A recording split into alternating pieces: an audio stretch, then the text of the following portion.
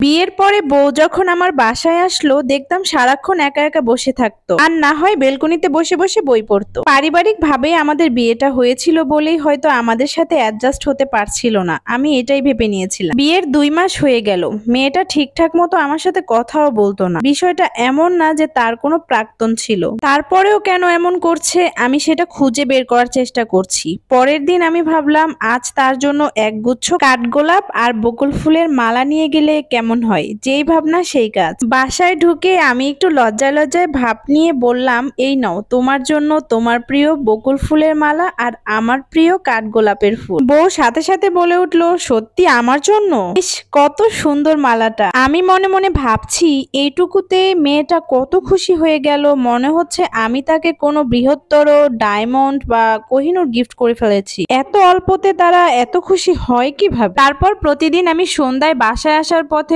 ফুল আর বই নিয়ে আসতাম, দেখি সে আমার সাথে মিশে যাচ্ছে ধীরে ধীরে। আমরা ঘুরতে যাই, বাহিরে স্ট্রিট ফুড খেতে যাই, চায়ের আড্ডায় মেতেও উঠি, রান্নার কাজে সাহায্য করি, নিজেদের ভবিষ্যৎ নিয়েও পরিকল্পনা করি। খাবার খাইয়ে দিতাম, প্রায় সময় আমি আমার স্ত্রীর জামা কাপড়ও ওয়াশ করে দিতাম। তাতে আশেপাশের লোকজন খোঁচা মেরে কথা বলতো। একদিন এক আত্মীয়কে না সহ্য করতে পেরে বলেই ফেললাম, হ্যাঁ আমি আমার স্ত্রীর চাকরি করি, তাতে কোনো সমস্যা আপনার?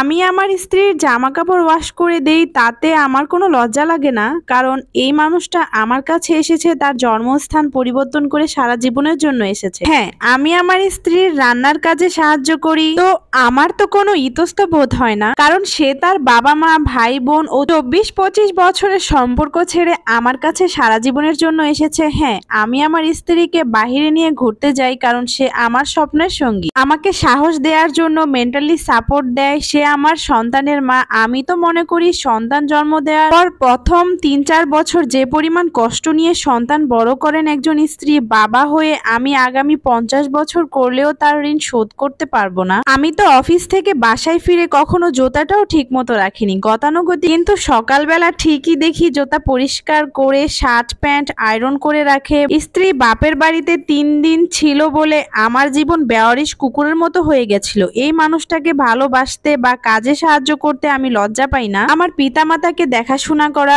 আমার সন্তানদের লালন পালন করা, সময় পেলে নিজের বিজনেস করে কিছু উপার্জন করা, আমাকে পরামর্শ দেওয়া, আমি নিশ্চিত থাকতে পারবো তা নিশ্চিত করা, সমস্ত পারিবারিক সম্পর্ক বজায় রাখা, সবকিছু যা আমাকে উপকৃত করে। কখনো তার নিজের স্বাস্থ্য, শখ এবং সৌন্দর্যের দিকে খেয়ালও ঠিক মতো করে না। একটা মানুষ সমস্ত কিছু ছেড়ে আমার কাছে চলে এসেছে, আমি স্বামী হিসেবে আর কি চাওয়া থাকতে পারে বলেন তো তার কাছে? আসলে সত্যি বলতে গেলে সব স্বামী কিন্তু স্ত্রীর মর্যাদাটা বুঝতে পারে না। গতকাল ফেসবুকে এমন একটা পোস্ট দেখে আমার কাছে বেশ ভালো লেগেছিল, তাই তো তোমাদের সাথে শেয়ার করলাম। একটা মেয়ের কি বা চাওয়া থাকতে পারে বলো তো? সারাদিন কাজকর্ম শেষ করে স্বামীর একটু ভালোবাসা পাবে, যত্ন পাবে, পরিবার কাছ থেকে একটু ভালোবাসা পাবে, এটাই তো তার চাওয়া পাওয়া, তাই না?